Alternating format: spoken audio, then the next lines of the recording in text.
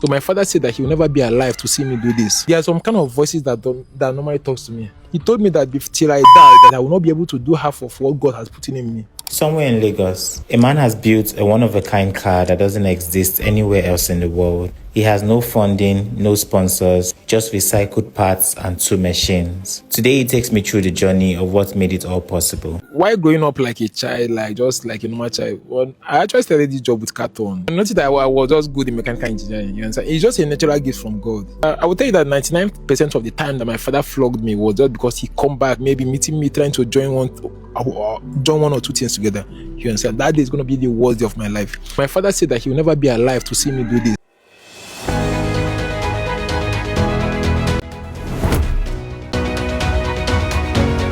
Hello guys, welcome back to Daisy Blog. If you are new here, thank you for joining us. Now let's dive into today's story. This video on our screen is how this young man built a car at 26 no one can find anywhere. Stay with me. Some people discover their purpose in a classroom, others find it in a workshop, on a football pitch, or behind a musical instrument. But every once in a while, someone discovers a gift so unusual that it leaves people wondering how it all began. This is the story of a young Nigerian whose passion refused to die, no matter how many obstacles stood in his way. Just at 26 years old, he has achieved something that many people would never imagine. Using recycled materials and with only 2 machines, he built a unique car, a creation that stands out because of the creativity, determination, and countless hours of hard work behind it. What makes the story even more remarkable is that he did not attend a specified engineering school to learn this skill. He says it's a natural talent, a passion that grew inside him from a very young age, something he simply couldn't ignore. For him, building things wasn't just a hobby. It was one of the things that brought him genuine happiness. Sadly, the journey wasn't filled with encouragement. According to his story, his biggest challenges came from the place where he expected to find support. His father strongly opposed his passion. Whenever he spent time practicing or trying to improve his skills, he says he was often beaten and threatened. Instead of hearing words of encouragement, he was constantly told that he would never amount to anything through what he loves doing. One statement in particular stayed with him. He recalled his father saying he would never live to see him achieve anything meaningful through his passion. Imagine hearing those words as a young child. Imagine trying to chase a dream while constantly being told that your efforts are pointless. That kind of rejection can break many people, but somehow it didn't break him. According to him, the pressure became so intense that came a day when he fainted because of everything he was going through. Thankfully, his uncle stepped in. Realizing the situation as became unbearable, his uncle took him from Enugu to Lagos to give him a safer environment where he could continue pursuing his passion without constant fear of punishment. Sometimes, all a dream needs is one person who believes in you, one person willing to give you an opportunity, one person willing to say, keep going. From that point, he continued learning on his own. No expensive laboratory, no formal training, no fancy equipment, just curiosity, determination, and an unshakable desire to create. Every mistake became a lesson. Every failure became another opportunity to improve. Slowly but surely, pieces of metal that many people could have thrown away became valuable materials in his hands. What others called scrap, he saw as possibilities. What others ignored, he transformed into something meaningful. That is the beauty of creativity. It sees opportunity where everyone else sees waste. Today, people are beginning to notice what he has accomplished. His handmade vehicle is not just a machine. It is an evidence of resilience. It is a proof that talent can grow even in difficult circumstances. Let's pause here for a moment. Watch the next part carefully. My name is ACC Wizzy and I'm building Nigeria's first supercar. So my father said that he will never be alive to see me do this. There are some kind of voices that normally talks to me. He told me that till I die, that I will not be able to do half of what God has put in me. Somewhere in Lagos, a man has built a one-of-a-kind car that doesn't exist anywhere else in the world. He has no funding, no sponsors, just recycled parts and 2 machines. Today, he takes me through the journey of what made it all possible. While growing up like a child, just like a normal child, I actually started this job with carton. I noticed that I was just good in mechanical engineering. You understand? It's just a natural gift from God. I would tell you that 99% of the time that my father flogged me was just because he come back, maybe meeting me, trying to join one or two things together. You understand? That day is going to be the worst day of my life. My father said that he will never be alive to see me do this. So it's become a war between me and him. So there was 2013 when there was a helicopter that I built then, one helicopter like that. So did the helicopter actually no, I've never been to an airport all my life till now. Okay. You understand? But I was just building those things out of imagination. You understand? But I was able to get the shape and a lot of things.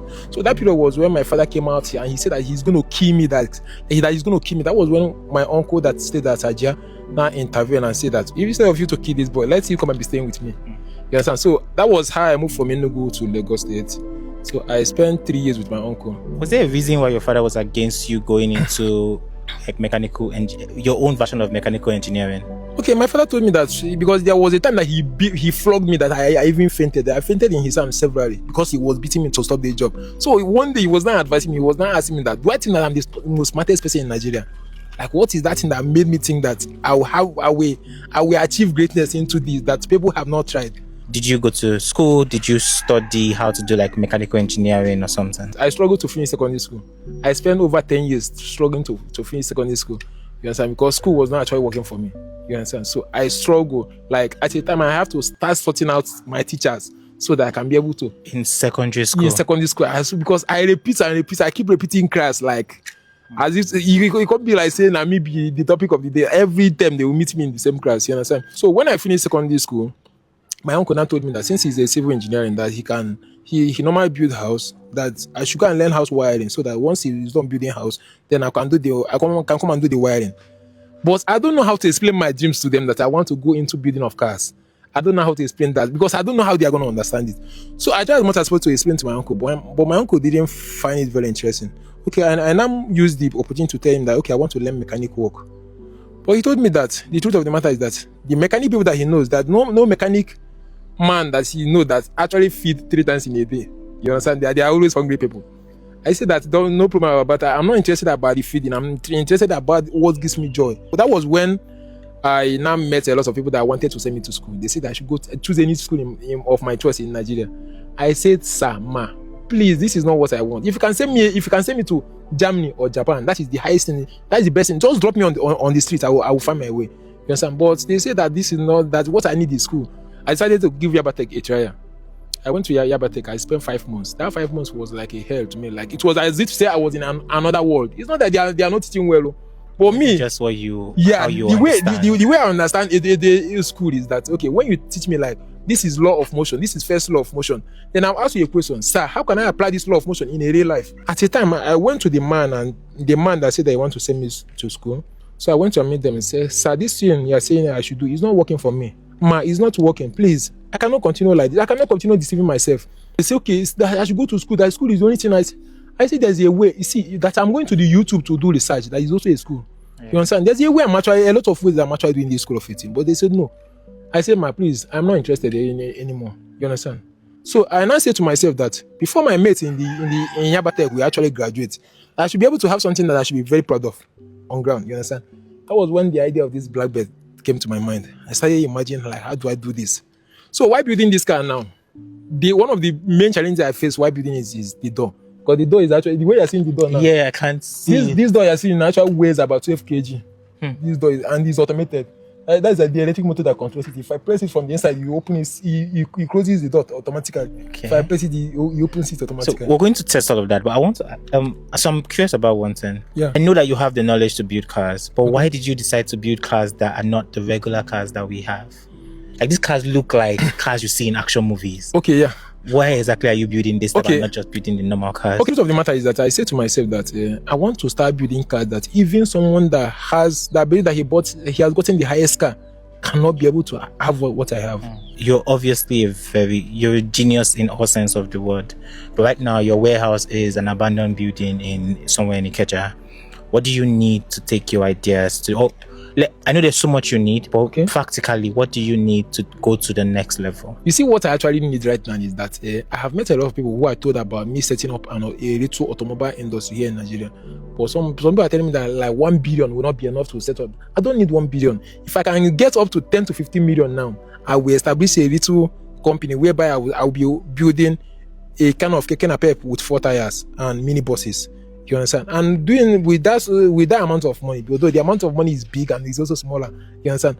Why doing that now? I don't need any worker for now. I just need to do everything myself. You understand? Because just having my wedding machine and grinding machine is actually enough. Because that is actually what I'm actually. So if I can use my wedding machine and only grinding machine to do all of these things, I mean the sky is actually my starting point. I want to check the clouds. That feels like the next thing because I'm seeing it, but I'm not wondering, can it actually drive? Because it looks like something you watch in Batman movies. So this is the Gravity Blackbird. The gravity blackbird. Yeah. When I was building the car, I never intend to put this, but the reason why I mounted is that I was having issue with some kind of people that they would like to hit me from the back to see the strength of the car. You understand? And the way I designed this now, this that you are seeing is actually a shock absorber for this in Toyota RAV4. You understand? Which I actually converted into a lower arm. You understand? Connected analysis. So I added this now for it to protect the back tire. So while building the car now, you can see now this is actually a tank for a water heater. Okay. Which I actually use as my fuel tank. So whenever you want to put fuel, you have to put it from here. So this is where you put your fuel. Before I go inside, there is a seat on top. Okay, yeah. There's actually a seat at the top. So I did this seat because I was trying to build something unique that have never existed anywhere in the world. Yes, sir. So this is the seat. So you do it like this. You open it like this. Okay. So coming to this side, this is actually the staircase. So you can actually sit there. Actually. So basically you can chill with your babe. Yeah. And be eating. Yeah. And you have a space for umbrella too. In case rain is falling. Yes. And you also have a space for charging system here. So where you can actually sit and charge your phone.